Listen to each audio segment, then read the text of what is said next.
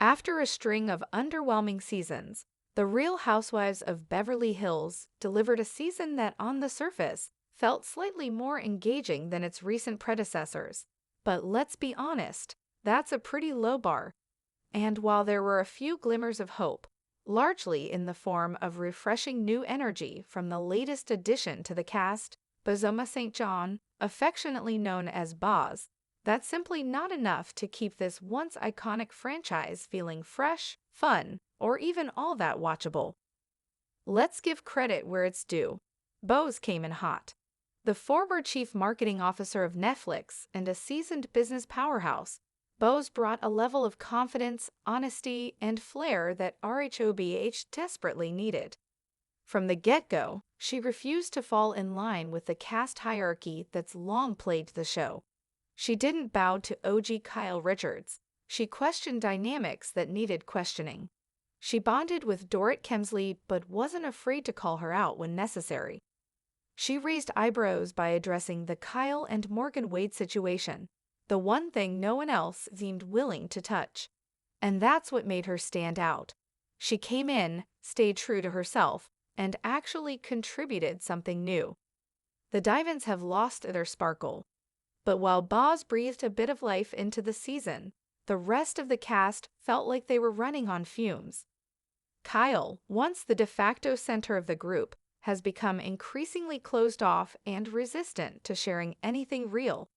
Her ongoing separation from Mauricio Umansky was teased and poked at, but she skirted around most of it, offering carefully curated crumbs instead of the unfiltered truth viewers want. At this point, Kyle has become more of a gatekeeper than a participant. She controls the narrative, avoids accountability, and relies too heavily on being the longest-standing diamond holder. Dorit, to her credit, finally showed more of her personal life and struggles, particularly surrounding her marriage and anxiety. But we all know this version of Dorit, the one who's vulnerable and relatable, won't stick around. She'll be back to talking in designer labels and looping Kyle into meaningless mini-dramas next season. And as much as fans appreciated seeing this more authentic version of Dorit, it's hard to believe it's here to stay. Garcelle has officially checked out, and who can blame her? After seasons of carrying the show with poise, grace, and truth, she's now found herself surrounded by women who are either too image-obsessed or too conflict-averse to bring anything new to the table. Garcelle brought class, depth, and a real-life perspective to RHOBH, but with the continued lack of support and direction from the rest of the cast, it's no surprise she's moving on. Then there's Sutton Strack. Sutton has become the show's professional pot stirrer, but she's struggling to balance that role with any real emotional depth. This season, she continued to insert herself into other people's business, particularly Kyle's, while offering little of her own. The running theme with Sutton is that she's desperate to be Kyle's best friend and win her approval, and honestly, it's become exhausting to watch. She offers just enough oddball energy to remain semi-interesting, but not enough to carry storylines.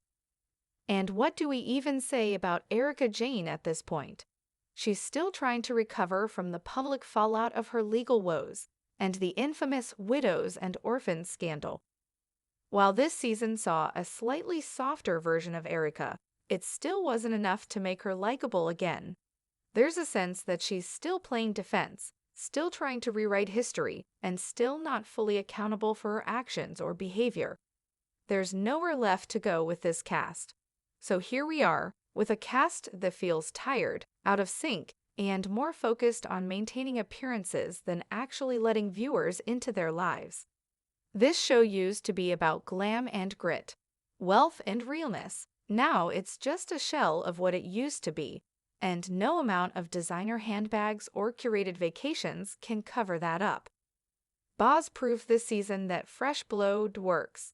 She was a reminder of what the Housewives should be: dynamic women who live big, feel deeply, speak honestly, and aren't afraid to show the messy parts of their lives. That's the kind of energy RHOBH needs more of. Women who aren't afraid to shake the table, who have something to say, And who understands that authenticity, not image, is what keeps viewers coming back.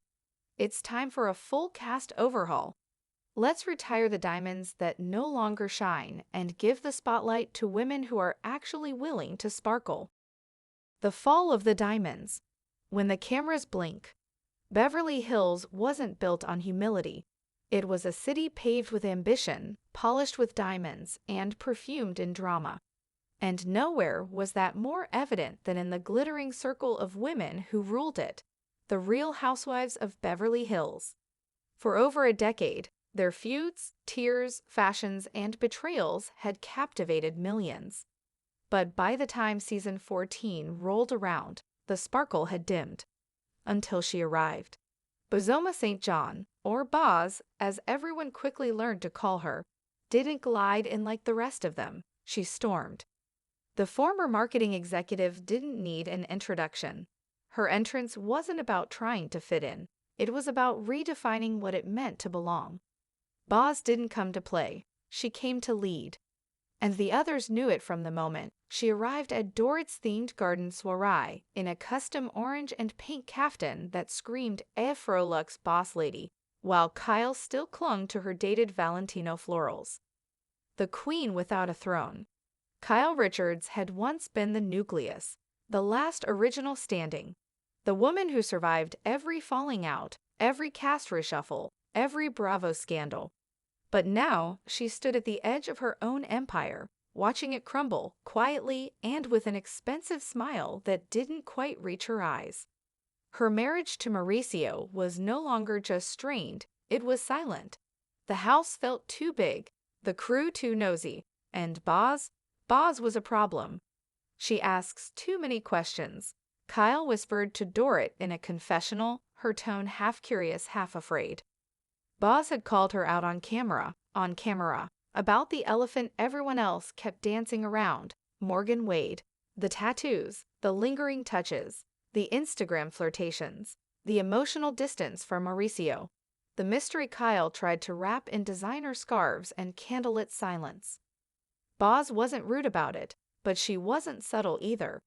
You can't invite us into your world and then draw curtains when it gets real, she said, over espresso in Kyle's kitchen. That line, it trended for days. Designer labels and dissociation. Dorit Kemsley tried to be everyone's friend. She fluttered between alliances like a moth in Fendi. Vulnerability wasn't her style until it became a storyline. This season, she shared, her anxiety, her distance from PK, the nights she couldn't sleep, the mornings she couldn't parent. It was raw, it was real, but even she didn't buy it would last. And she was right. By mid-season, Dorit was already retreating into Louis Vuitton armor and faux British quips. She and Boz had bonded early, talking kids, trauma, branding. But the moment Boz suggested therapy might help her unpack the performance, Dorit blinked twice and changed the subject to a handbag launch. Dorit doesn't want real, Garcelle said during a rooftop brunch. She wants relatable looks. That's a thing now. Boz just laughed. The exit wounds. Garcelle Beauvais had always been the grown-up in the room. She carried herself with the grace of a woman who'd already seen life's mess and chosen not to pretend it smelled like roses. But now she was tired. Tired of being the voice of reason in a room full of chaos. Tired of playing therapist to women more interested in hair extensions than healing. Tired of Sutton's nervous tics and Kyle's evasions.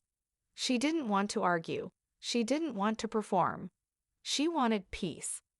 I'm thinking of not coming back, she told Boz one night after filming, over wine and laughter that didn't feel staged. They don't want real. They want reruns. Boz leaned back, quiet. Then leave them with a finale they'll never forget. The pot stirrer with no pot.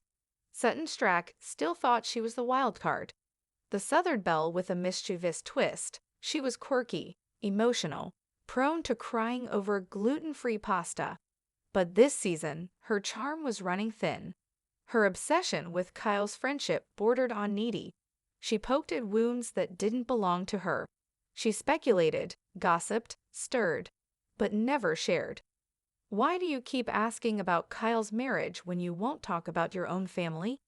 Boz asked her, point blank, during a tense dinner in Palm Springs. Sutton blinked, wine glass trembling. That's different. Is it? Boz didn't even blink. Or is it just uncomfortable? The silence that followed was deafening, and not just at the table. The Ice Queen thaws. Almost Erika Jane had mastered reinvention. The glam, the music, the lawsuits. She survived what should have ended her. But survival had a cost. She'd lost the audience's sympathy along the way.